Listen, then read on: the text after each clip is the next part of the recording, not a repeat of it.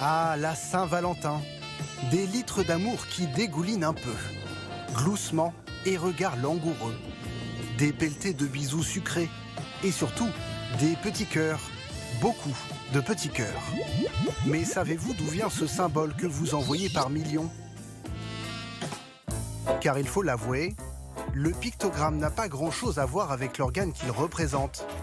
Et ce n'est sans doute pas plus mal. Voici la première image d'un cœur moderne, une toute petite enluminure cachée dans un livre du XIIIe siècle. Le cœur ressemble alors à une poire ou à une pomme de pin. Et pour cause. À l'époque, l'anatomie humaine est un mystère. La dissection a un tabou pour la religion. Le symbole cœur s'inspire en fait du végétal. Dès l'Antiquité romaine, pour déclarer son amour, on utilise l'image de la feuille de lierre, une plante vigoureuse, synonyme de longévité. Côté germanique, on lui préfère le tilleul dont l'écorce sert à faire des cordages, rien de tel, pour symboliser l'attachement. Notre cœur moderne serait donc le lointain descendant de ces deux feuilles. Un bijou de communication visuelle.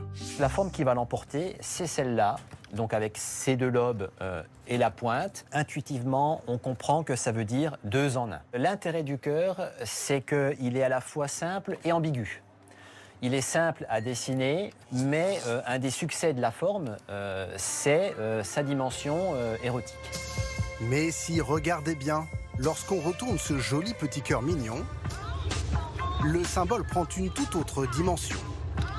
Un cœur coquin qui va s'imposer au Moyen-Âge, se répandre grâce à l'imprimerie et devenir peu à peu l'emblème universel de l'amour. Je suis l'as de trèfle qui pique ton cœur. Alors maintenant, que vous soyez un cœur de pierre, un cœur d'artichaut ou un joli cœur, au moins vous saurez d'où ça vient.